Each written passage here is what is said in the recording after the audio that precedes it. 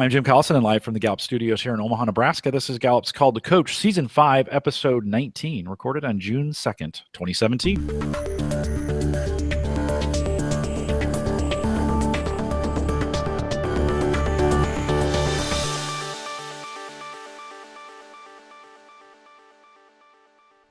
Call to Coach is a resource for those who want to help others discover and use their strengths. We have Gallup experts and independent strengths coaches share tactics, insights, and strategies to help coaches maximize the talent of individuals, teams, and organizations around the world.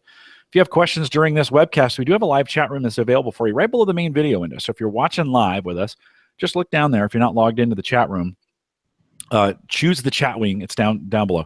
Bottom left-hand corner, it says log in. Choose that button. Then put your name in and choose the guest account. Put your name in where it says guest. Take those numbers out. You don't need those. And then hit submit. And we will be taking your questions live. And that's my job. So I'd love some questions during the program.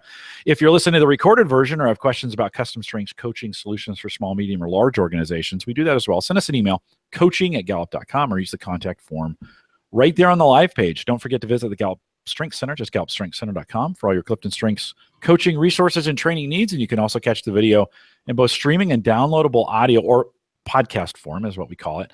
It's available for you on our coaches blog. And actually, there's a ton of resources available for you.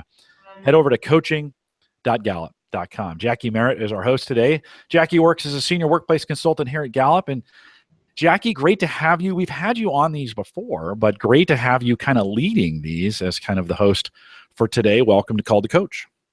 Thanks, Jim. I want to introduce Ella Washington. She's our guest today. Ella is an organizational psychologist who earned her Ph.D. at the Kellogg School of Management in Northwestern University, and she provides subject matter expertise to Gallup on leadership, diversity, and inclusion. So there are many different topics that we could ask Ella to talk about. I think that she's bringing a lot of expertise from a lot of different angles, a lot of things I'm sure we're all interested in. But today, the topic is going to be how to or coaching strategies for aiming your Clifton Strengths themes. And this is a topic that comes up a lot in coaching. So I coach a lot of people who've been through the ASC. And one of the topics that they are always asking about is getting to the aim it portion of the call. So they always feel like they do a great job at the name it and claim it, but they get stuck on the aim it.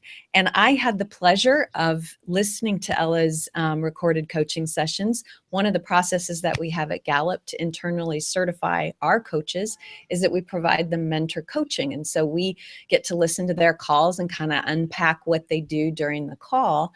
And as I was listening to Ella's call, I was struck by how amazing she was at the aim it portion of the call. I've actually never heard a coach at Gallup have such a very focused approach to the aim it. And I thought, oh my gosh, I think she's got the secret sauce. So Ella, before we get into kind of revealing the secret sauce, what are your top 5 strengths? Share those with the group. Hi, everyone. Thanks, Jackie, for that great introduction. My top 5 strengths, you mentioned focus, so it's in there. But my top 5 are individualization, focus, harmony, achiever, and discipline. Okay, great. And tell us, what have you been working on at Gallup? Oh, so I've been at Gallup about 7.5 months. It's been a phenomenal experience. And at Gallup, I'm in our workplace practice where I consult with our clients on all types of workplace issues, but mostly my work has been in our diversity and inclusion consulting space. And so help clients develop a more inclusive culture for their organization, help them strategize on how they can build their diversity pipelines, and all those cultural elements that kind of go in between that diversity inclusion quest. Yeah, that's such interesting work. And I think the coaching that you're starting to do can absolutely complement that. One question I have for you that I ask this a lot, I think, is what experience in your life has most shaped you as a coach? Because I think you have a really interesting angle on it that's different from a lot of people who kind of get into coaching. So what's really shaped your approach as a coach? I think it's my background. growing up, my parents always told me to do my best, right? And I think many parents say that, but what my parents meant was to do the very best that I could do. And I think that aligns with our strengths approach that, everyone has these innate talents. And what we really want them to be able to do is to use those talents and maximize them as their strengths. And so ever since I was a little girl, my mom was always saying, did you do your best on that assignment or on that task? And if I answered honestly yes, then she was always proud of me no matter what the outcome.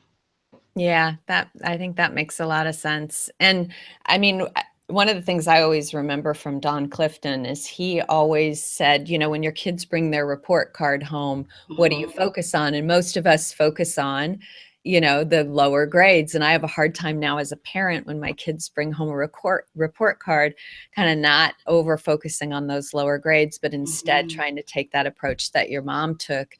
It's where, are you doing your best work, and are you applying your talents in the best way possible? Yeah. Absolutely. So I'm also interested, most coaches I talk to are really focused on the individual. That's kind of their wheelhouse, and they think about the individual differences and diversity inside of a person. I'm interested to hear your perspective, like given your focus on diversity and inclusion, which is really more about groups and fairness and things like that. How does that influence you as a coach, or how you approach coaching? So I think it's two things. I think first, we all have our experiences, our background that are the lens that we see the world through. And it's something that's natural. It's for everyone. We have to manage our own biases, but we have this lens that we see the world. And strengths is another lens that we can see the world through. But when you first walk into your organization or you meet someone new, the first things they're going to see are those outward exterior pieces of your diversity, your race, your age, and any other parts of diversity that might be showing up when you first walk into the room. And so I think strengths gives us a common language that we can talk to diversity in a different way. But for me, I have a sense of comfort around those other pieces of diversity that some people don't feel as comfortable talking about. And so my clients a lot of times are managers or leaders of organizations that are seeking to build diversity and inclusion, but they're not sure how to talk about it. And I think strengths gives them one language to talk about it, but also having that sense of comfort in who they are and understanding that everyone is different, and that's okay to celebrate differences. That approach really has helped me in coaching. Yeah, I can imagine that's true. Yeah. And I've always thought too, from a strengths lens, like I think strengths is one lens that we see the world through, but the world also sees us. And I think you taught me that, maybe that, say that again, how you talk about that. Like, Yeah, so we see the world through a lens, but the world also sees us through a lens. And our diversity, whatever that may be, is the way the world first sees us. And so strengths is a way that we can get the world to see kind of who we are as an individual. But it's important to recognize that those metrics or aspects of diversity are important, and they shouldn't be, swept under the rug. They should certainly be embraced. yeah, yeah. And that's right. And I think that, with the Strengths Finder, I think some of the themes we wear on the outside too, and people see those right away, as well as they see, all the other aspects of us. And some of the themes are very internal. They're very hard to see. And I don't know if other coaches have experienced that, but that's kind of, I feel some are outside themes and some are inside themes. But beside that, let's get to our topic. So aim it. Right. And I think all of us probably listening to this call or on the call right now are familiar with that part of what we talk about. So name it is really around getting comfortable with the language around your strengths themes, and, what do they mean, and what do they mean for you? And I know we define things in pretty unique ways that maybe, people make assumptions about words that maybe aren't the way that we mean those. So that's really that whole name it discussion in the coaching session. And then the claim it is really, what does that mean for the person in terms of how they show up or how they want to show up? What are the themes that they're leveraging well? What are some that are underutilized? How might they want to, reflect themselves differently? What challenges that brings? And that's really the claim it. But the aim it is about, what do you do with that? It's the application step. And I think it's really one of the most important steps in the coaching conversation. But what I hear from a lot of coaches is when you only have an hour and it's the person's first introduction to their themes, it's really hard to get there.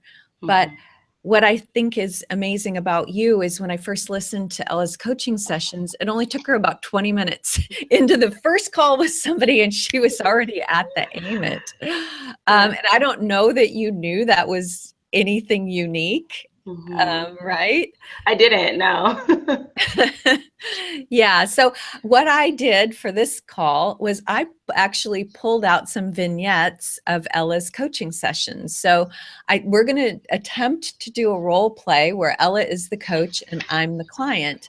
And we are going to basically, I've scripted just a small section from one of her coaching sessions as a demonstration for you to kind of see how she does it, because it's super simple. So I think we're just going to do it, and then we're going to unpack it afterwards and figure out what was it that she did that was unique. So where we're starting in this first coaching session that we're doing is she's already done the name it, she's already done the claim it, and so we're just jumping into the aim it. So I'm a millennial in this conversation, which I'm not, obviously. So I'm gonna do my best acting job here, pretending to be a millennial. Ella is herself. So Jackie, what's the situation or goal you'd like to aim your strengths at? The one thing that's bothering me right now is a situation with my colleague.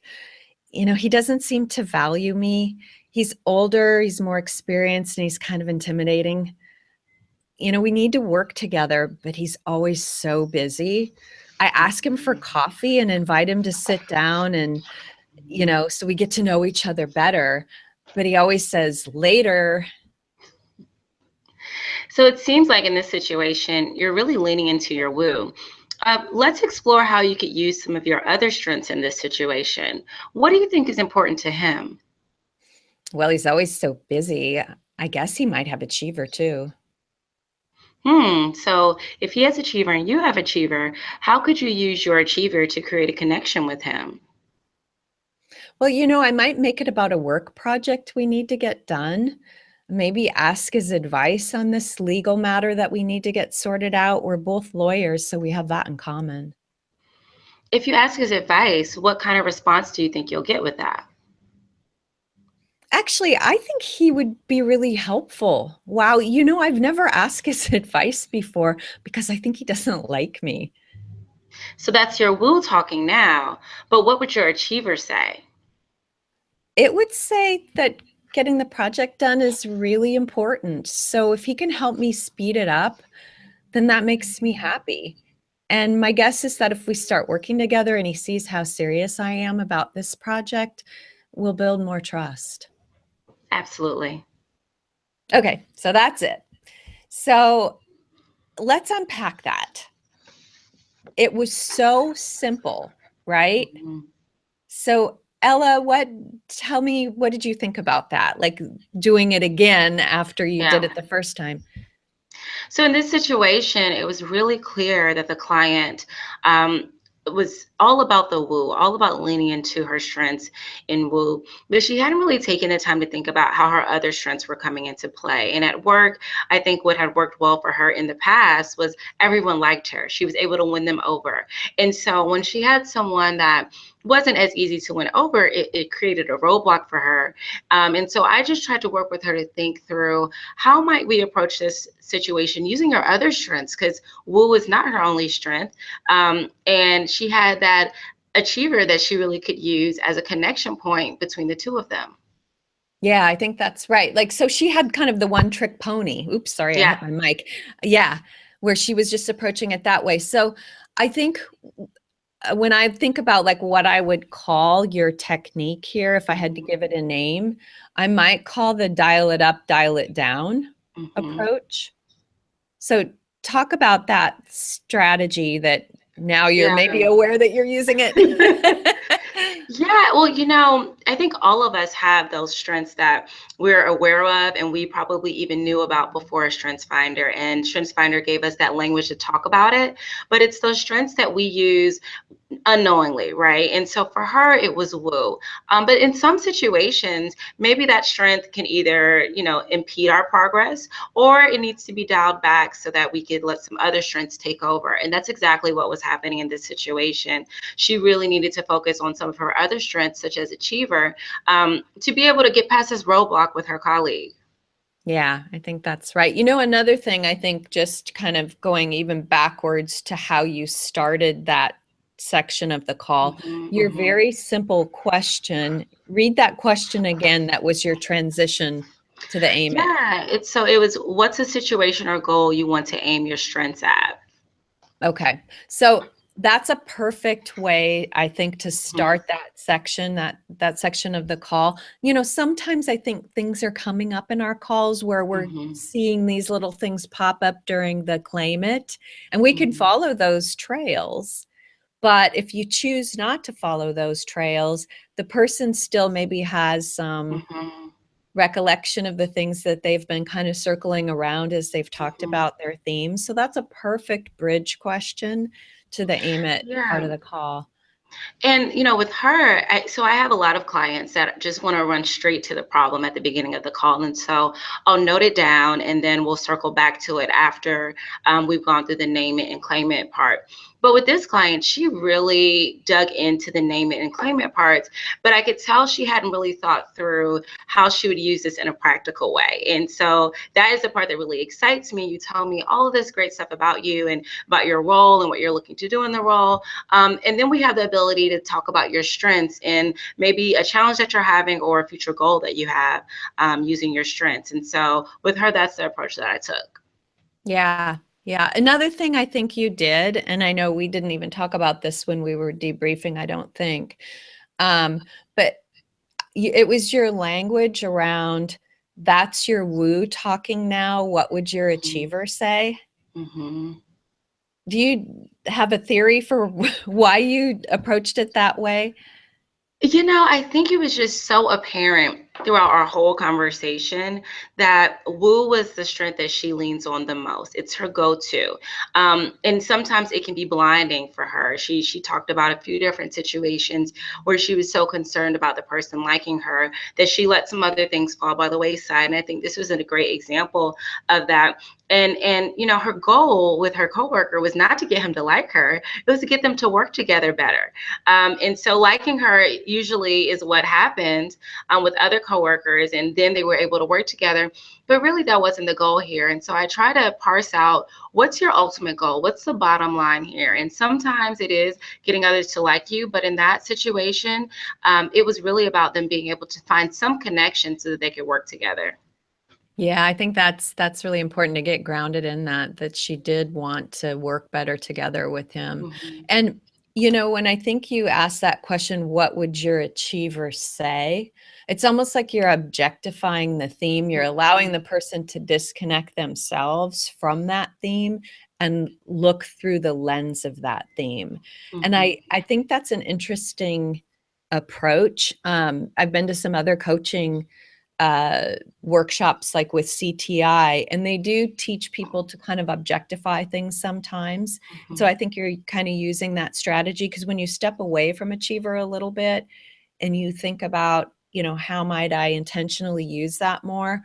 I think that can be powerful to look at that theme a little bit from a distance. I think it gives us more mastery and more power over a theme to think, well, what would I think about myself, what would my connectedness say? Or what would my woo say in that situation? It gives us more range in our personality. Absolutely. And I think especially when we don't have as much experience with our strengths. So this client, this was her very first meeting. She was just understanding what strengths was all about. So again, we spent a lot of that time in the name it and claim it, understanding strengths. And so I don't think she had a lot of time to really think about what her achiever or some of our other strengths outside of woo would do, because woo was the one that she said, oh, okay, yes, I get that right away. I know how woo is used. But the other one, she was still kind of working through. And I think in further sessions, we'd be able to kind of dig deeper into those other strengths. But in that first one, I think having that objectification really helped in the situation. Yeah, and I'm almost thinking about like we each have a committee in our head, Mm-hmm. right? And maybe the people who sit around that table are our talent themes, Yeah. right? And so if you think about it like that, you can almost think about like whose voice needs to be heard right now? Who do I want to invite to speak right now? And it's a kind of a different way of thinking about how you might approach situations differently. So if you put the situation at the middle of the table, you know, and you think about like, okay, what would your woo say? How would your achiever deal with this? You know, how would your harmony deal with this? It's kind of an interesting Absolutely. approach. Yeah. And even from that boardward approach, maybe we need to call in someone else to the meeting. So do we need to look at our 6 through 10 themes and see if we need some support in this particular situation? I like that analogy a lot. Or maybe it's not even our own themes. Maybe I need to get you to sit at my table. Right. You know, so it helps you think about partnerships too. So I love that. Jackie, one of the questions you asked me one time when we were in a coaching session around this was what theme have you used to have success in this area in the past? And I think sometimes for people who are struggling, when we think about dialing up or dialing down, I think if someone is struggling, especially if they're new to that, I think they can reach back a little bit and say, hey, I've been successful in a situation like this in the past, and then they can quickly associate that with the theme or a theme pair or theme dynamics in that from that standpoint. And then Ella, I love pushing hard to get that into a new success factor. So, okay, how can you use that in the next step? So it doesn't become, especially in a situation with wound communication, because I don't know anybody who's really strong in that's close to me or anything like that. But we get stuck in, we'll just continue to talk about ourselves with this and not really make that next step. And Ella, what I hear you saying is, especially in this coaching, quickly move to those next. Okay, great. We've done this. Now let's talk about how to be successful with this. So Jackie, that worked well for me too, as you said, hey, where have you had success in the past? How do we bring it forward? And Jim, that's actually one of my favorite questions to ask when we get to the AMET part of a call. When have you seen this happen before? How was it successful and how did you get there? But what's interesting is sometimes you've seen the situation before and it wasn't successful, right? And so I love those situations because it allows us to talk about, well, what would you have done differently if you could do that situation all over again? And then usually it's bingo. Maybe we can do that in this particular current situation, learning from what happened in the past and using our strengths as our assets to really tackle the situation and hopefully be successful this time around. Yeah, that's great. That's great. Should we do another one? Yes, let's go for it. All right. So this is a different individual that Ella was coaching, also a millennial, I think, right? That's right. That range, maybe 30 or something. Yeah. Okay. So let's just jump in again. I'm the client. You're the coach. Absolutely. So this is actually a question that I ask in almost all of my coaching sessions. And so I think it's a great starting point. Jackie, what is important for you to get out of our call today? I really want to learn how to be a more effective team player. We've had some challenges on the team. We aren't working really well together right now. Okay, great. So let's keep that in mind as we explore your strengths, and we'll come back to that situation later in the call. And then I'll go through the name it and claim it part of the coaching call as I did with this client. And then we'll circle back usually around 35 minutes into the call. So I'll say, so you mentioned a situation earlier that's going on with your team. Tell me a little bit more about that. We had a big blow up. There's a person on the team who didn't do their part. Everyone is upset. That person's really distanced themselves and we just can't move forward at all right now. That sounds challenging. When you think about your team, what theme do you really want to be known for? Probably my positivity. Okay. So how has your positivity shown up in this situation? Oh my gosh, I actually got really frustrated with that person. My responsibility really showed up and I was angry, but I didn't say anything. So it sounds like you're not leading with your positivity in this situation just yet. What would it look like to lead with positivity? Well, I could keep things moving forward. Actually, we're stuck. I can talk about the value of the goal and how we'll feel when we get there, because I think we all want to really get there together. I can lighten the mood. I really have to check my own attitude. I love that idea. And I can even hear it in your voice when you talk about using your positivity. It lifts. I also think it's really important for you to honor who you are. If your responsibility is causing you frustration, is there a way that you could channel both that responsibility and positivity in a more productive way? Thanks for keeping in mind my own needs. I think I could just help us to be clearer about deadlines and expectations. Maybe I could take some notes in the meetings and send them out afterwards so nobody forgets and we have it in writing. I could be clearer about my needs and be positive at the same time. Great. Okay, that's it. See how simple this is when Ella does it? So let's go back to the beginning. I think we all have a choice right at the beginning of the call to dive right into that thing that they bring up, or to say, you know what, let's do some exploration first and then get to it. So how do you make a decision, Ella, between going there or kind of waiting and coming back like you did in this session? So I almost always come back to it. What works for me is to actually take notes throughout the meeting. And so I'll jot down what they say as far as what they're looking to get out of the call. Sometimes it's just more of an understanding. Other times it's, I'm having this immense challenge at work and I want you to help me with it. No matter what they say, I try to go back to it, because what they talk about as far as the name it and claim it almost always influences the lens that I can see the challenge that they're having. And so for me, it benefits them if we go through those other parts first before we get straight to aiming it, because I need to know a little bit more about them, know a little bit more about the situation and how they're viewing it from the lens of their strengths. Yeah, that makes sense.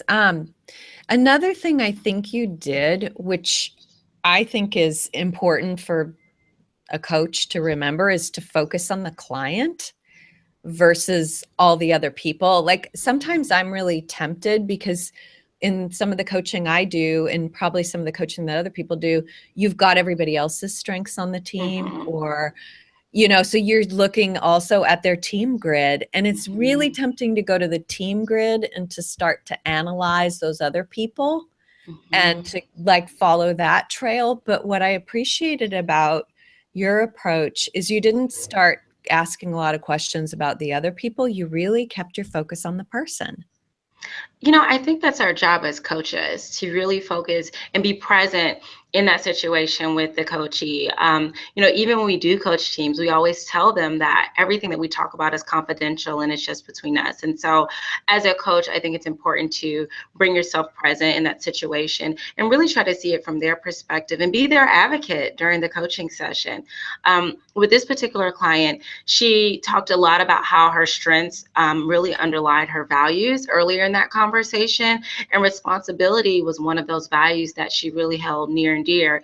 And so when I heard her think about not using that as much in the situation, it seemed like a red flag that she wasn't going to be true to herself and she was just going to let her positivity kind of take over. But ultimately, I don't think that was what's best for the team, and certainly not what was best for her in her state of mind with the group. Yeah, and that's another thing, like a third thing I think you did brilliantly in this little vignette is you didn't ignore that pull of responsibility that she had, but you gave her mastery over it rather than just having her react. She said like, oh, I felt angry, but I didn't say anything. Like that was her responsibility, but you gave her a way to actually channel that responsibility in a way where she had more power, she had more control over it. Yeah, action planning really helps a lot of my clients. They'll say something kind of an abstract, like, I was angry. And so I try to dig a little bit deeper, like, what made you angry about that? What do you think would make you less angry in the future? What can, solve that challenge that you're having? And so action planning is one of those things that I think really helps in the aim it part of our conversations. Yeah, absolutely. Another thing I think you did here, I mean, I think this is such a good example of a lot of different techniques, is that you kept the conversation very crisp. And that's what I notice in your coaching sessions. You don't ask for a lot of details around the situation. You pretty much skinny it down. And I think sometimes, I guess I'm guilty of letting clients go on and on. Like maybe it's my input or something. I'm so curious. So like I follow that trail and then they're telling me all about the situation and I'm hearing everything, and then I don't know how to interrupt. So that's really hard, but you kept it very crisp and focused. And you did it without a lot of context around what were some of those dynamics.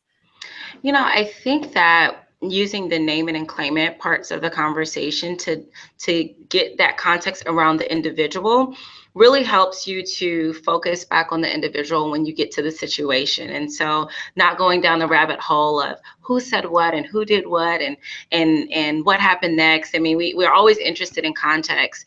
But for me, what's most important is for the coachee to leave the meeting getting what they asked to get out of it, right? So what they came and that goal they kind of set at the beginning, but also for them to use their strengths in a way that maybe they hadn't thought about before. So in order to do that, I don't always need a lot of additional context. They usually give me that in the first 2 or 3 minutes of telling me what the situation is. Yeah, I think that's something important to keep in mind. Another thing you did here, another best practice, I think, is you mirrored back to her what was happening and what you heard happening in the call. So you said to her, I can really, and I'm looking at the script here, which is scripted exactly from your coaching session. I can hear your voice lift when you talk about using your positivity.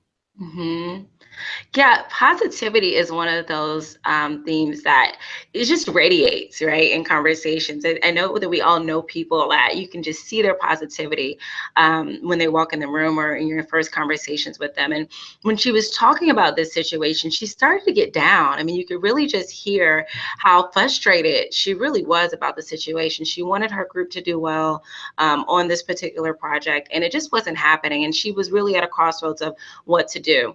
But as soon as we started talking about how she could use her positivity to make the situation better, you could just hear it coming back in her voice and kind of like it gave her a little bit of life in the conversation. And so I wanted her to see that, and so that she could feel that when she was in her next team meeting, that she didn't feel so down and out and like, there's nothing she could do about this situation. Yeah, and I think you got her back to that point where she was kind of, I'll call it that point of resonance, where she kind of like felt her power of that positivity. And I think it's important too in calls to kind of call out what you're experiencing as a coach in the session. Like even if you hear their voice go down, sometimes I'll say like, wow, I just almost felt the energy drain out of you in that moment. What was that about? And let them really explore those emotions that they're feeling in relation to some of the situations or themes that they're discussing. Sometimes you'll pick it up in relation to a theme, like you'll pick up that they don't really have a lot of connection to a theme. And they maybe aren't even aware of the way that they're projecting themselves around that.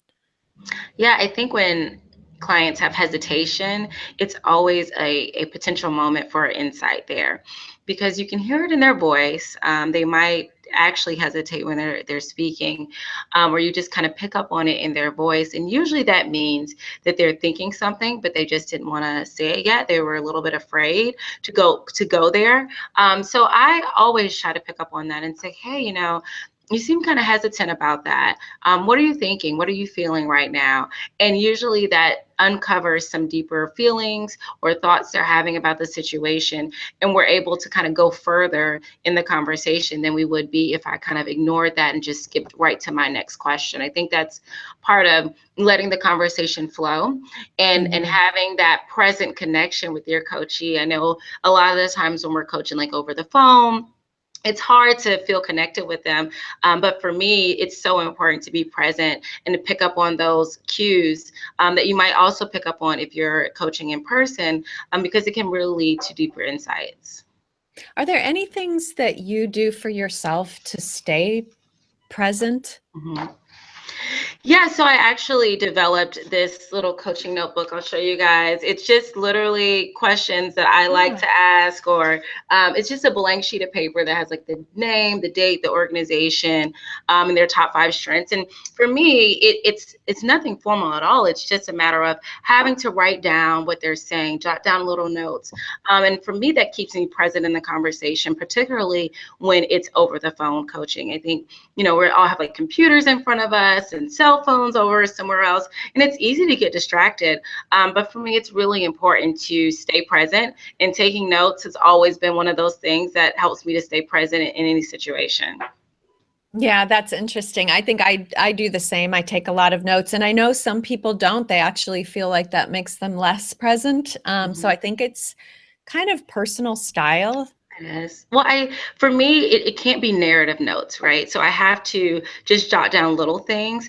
If I start taking too many notes, like trying to write down too many facts that they're saying, then I get lost in what I'm writing. And I generally don't use the notes after the fact. So what's important for me is to be able to use the notes in that conversation and only write down things that maybe I want to come back to, or maybe they said that was really important to them to kind of bring back up in our later conversation. Well, and that makes me wonder too, like knowing your themes, I'm curious to know, like you're always so prepared, like having that notebook ready for taking notes. What do you do to prepare for a call? And do you have kind of a routine way that you go through a coaching conversation? That's a question we get a lot from coaches, like what's your structure? Yeah. So to prepare for our call, I always look at the strengths. And then I'll also look at notes. Like if we've had previous coaching conversations, just want to review the notes, kind of get in that mindset of what we talked about in the last conversation. And as far as the structure, I actually do have some questions that I like to generally ask in the name it, aim it, or name it, claim it, and aim it parts of the conversation.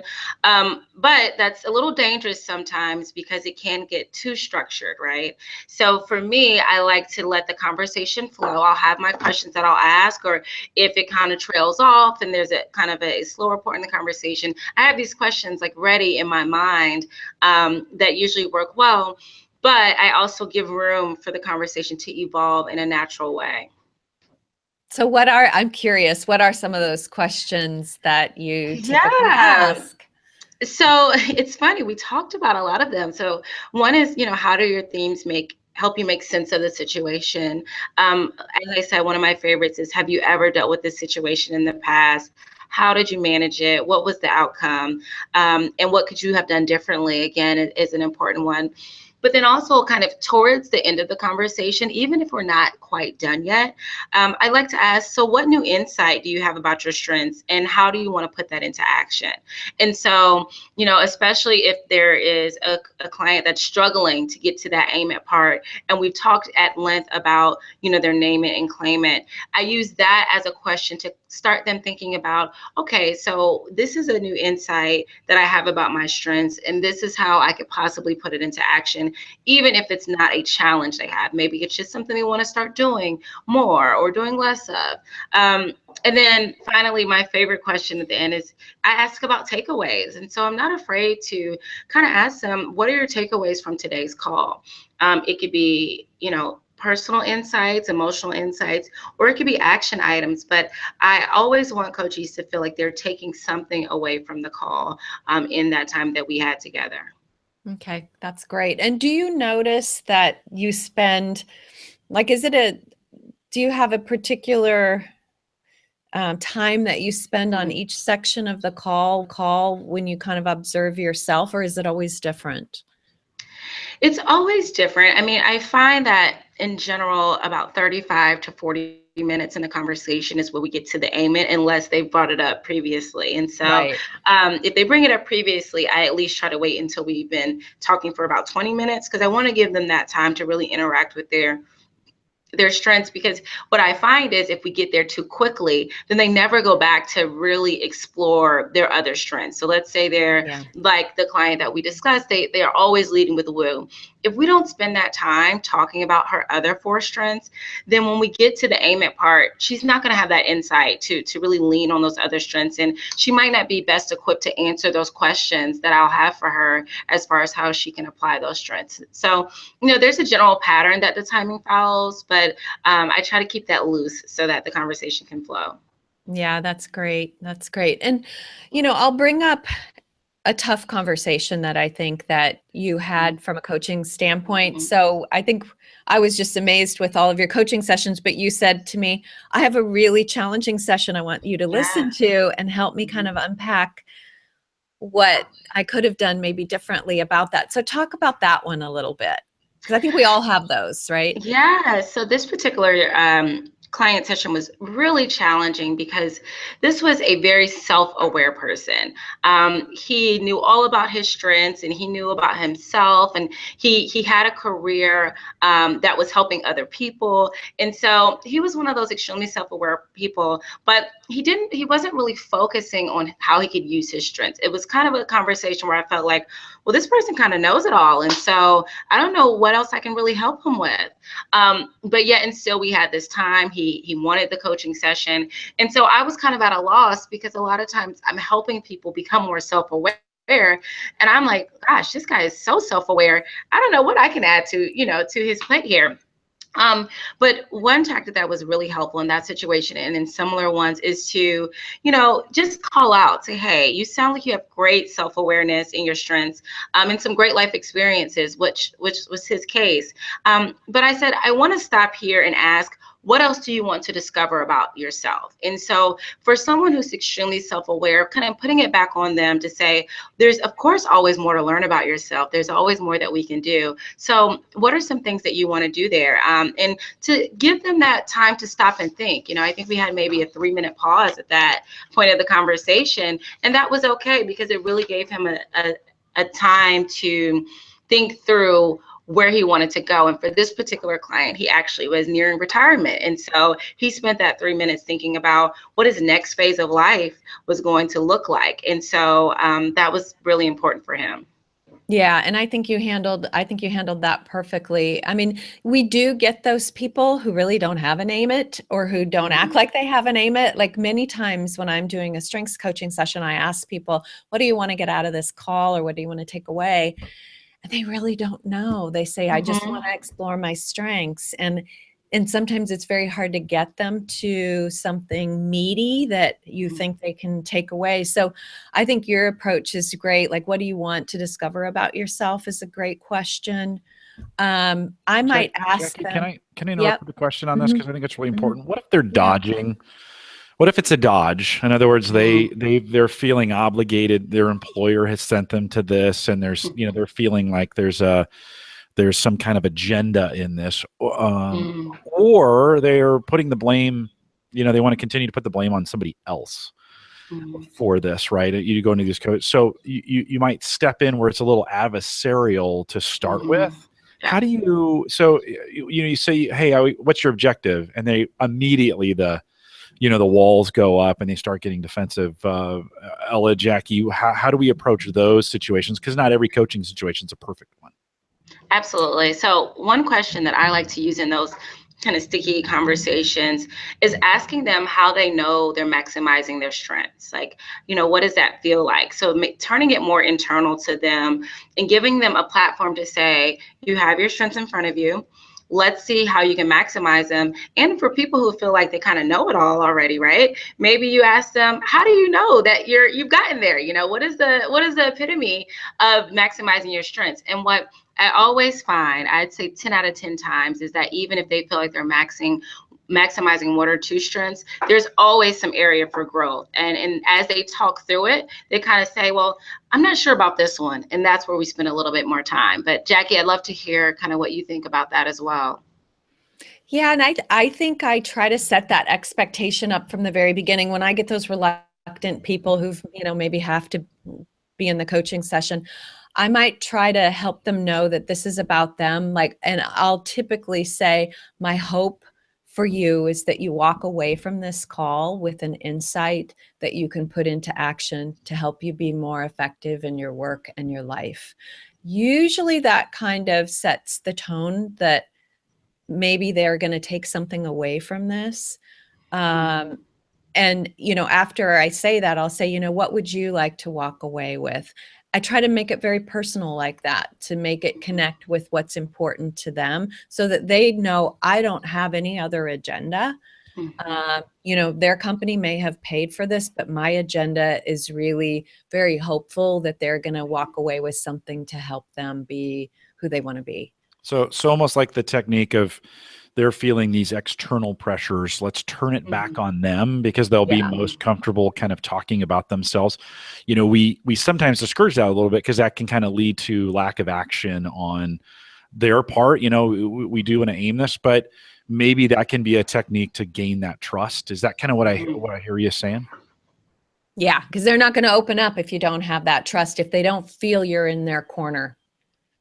Absolutely. And I think if they bring up something personal that is related to their strengths, it's okay to talk about that. I think that people have apprehension at first and they might not want to talk about what's going on in the workspace. And so they test the waters a little bit and tell you something about maybe how they interact with their significant other, with their strengths. And I think it's okay, especially in that name it and claim it part of the conversation, to explore that, because it all comes full circle when you get back to the aim it part at the end. Yeah, it does. And I love hearing you say that, Ella, because I think there was a time when I was a coach where I was a little bit shy about going in that direction because I thought, oh, that's life coaching. And, at Gallup, we're all about performance. And that's right. I think it's all part of performance. It's all part of who people are and who they want to be. And yeah, I love that. Well, as those walls come up, that may be that technique, right? That, okay, well, if work has become issues, we're not going to get very far talking about that because the walls are up. Tell me a little bit about what's going on, and hopefully maybe find that area that is safe for them to kind of start opening up. And then you can maybe start peeling those layers away through the call or through successive calls to be able to get that accomplished. Yeah. Yeah, there was a Harvard Business Review article that came out that said something like 96% of executive coaches say that they are not hired to deal with personal issues with their clients, but 76% of them do deal with the personal issues of their clients. So it comes up. Well, even in our own research at Gallup, and we know that in the workplace today, there's less of a line between that personal and work environment. We are taking home work every day, on our cell phones and our laptops. And so the lines are a bit blurred. And I think that, the aim at part of the conversation is that time where you circle back to whatever is happening in the workplace and, what we're hired to do as Gallup coaches and helping performance. But those lines are so blurred these days. I think it does a disservice to our clients if we don't allow them to express themselves about their personal life as it relates to strengths. Yeah. I have one more question for you, Ella, from the chat room before we run out of time here, because we're getting pretty close. They SB had asked about your individualization. So as you come to coaching with individualization number one, tell me a little bit about how you process your own coaching through that lens of everybody's different, so to speak. To me, I think it's my superpower in coaching is having individualization as number one. I mean, it's so easy for me to hear someone talking and meeting them for the first time and just be super engaged with them and understand that they're coming to the situation with a very unique background, very unique goals, very unique perspective. So for me, I lean all the way into my individualization in coaching sessions. Like I said, sometimes I feel like it's my superpower because I don't struggle with seeing people for uniquely who they are. Are there moments though where that can be, especially in busy times, where that can be overwhelming to have all these different people and keep them in your head? Oh, absolutely. I mean, I dealt with that most recently. I was finding I was having coaching sessions every day and kind of scattered all throughout my day. And it was really becoming hard to do some of my consulting work that did not have to deal with coaching. And so I actually worked with our schedulers to try to put coaching on 3 days a week in certain time slots so that I can focus on really being there for the coachee. And because otherwise it does become overwhelming. I mean, I certainly experienced that recently. No, that's a great trick to think about, maybe changing one's schedule as you think about that. How can I economize? And not everybody can do that, but how can I bring some economies of scale to my own schedule that really take advantage of? There's a great aiming exercise right there, right? Is think of the coaching bit of like, how can I take most advantage of my individualization in my work and reschedule some things to make it make sense. So no, that's really cool. So Jackie, as we're in the last final moments, any final thoughts or questions that we have as we kind of bring this in for a landing? It's funny because I think the question was already asked that I was going to ask about Ella's superpower, because I do think she has a unique superpower. I think it's probably not just the individualization, it's the full package of some of the themes that you bring that are quite unique in the way that you coach. So thank you for being on the show and being our guest today, and exposing your own coaching to the community out there. It was really appreciated. Thank you both for having me. It's been so fun. Ella, great to have you as well. Jackie, I know somebody will ask, so I'll ask this. Tell us your top 5 and then give us a quick, when you're coaching, what are you leaning on from your top 5, Jackie? I have woo, maximizer, input, focus, and connectedness. So I probably lean a lot on my connectedness. I use a lot of intuition in my coaching and kind of feel my way, I think, through the coaching session. Each coaching session I do is different and unpredictable. So maybe the focus helps me keep it within the boundaries of coaching, but I think it's my connectedness that makes it a joy for me to coach. No, it's good to hear. I've said this before. You coached me a little bit a year or 2 ago, and my aim it is now what we call Polling Matters. It's a podcast that we do every week, and you encourage me to use some of that arranger and activator to get some things rolling. And so, Jackie, thanks. Great to have you on, and great to see you. Ella, great to meet you. This is our first time. Sorry it has to be virtually. Look forward to meeting you in person as we see you again next time. Ladies, hang around for just a second. I'll remind everyone to take full advantage of all the resources we have available at the Gallup Strengths Center, just gallupstrengthscenter.com. Send us your questions or comments. If you're interested in being a guest blogger, if you're one of our certified coaches and you got some things in your head that you want to write down, maybe you don't want to do your own blog, we'll consider those for our site as well. Send them to coaching@gallup.com. We're looking kind of for a fully formed original blog from you. Put guest blogger in the subject line, and we'll get those over to Micah for consideration. Don't forget, you can also catch all the recorded audio and video, and we have ways to subscribe to everything we do via podcasts. All those links are available on our coaches blog. That's just coaching.gallup.com. If you're interested in becoming a Gallup Certified Strengths Coach, you can see a list of all the courses that lead to certification. They're available on our site, courses.gallup.com. And if you have questions in advance, again, that email, coaching@gallup.com, and we'll get somebody to call you right back. If you found this helpful, and today's was very, very helpful, we'd ask that you'd share it, and we want to thank you for coming out today, and we'll look forward to the next Call to Coach. And with that, we'll say goodbye, everybody.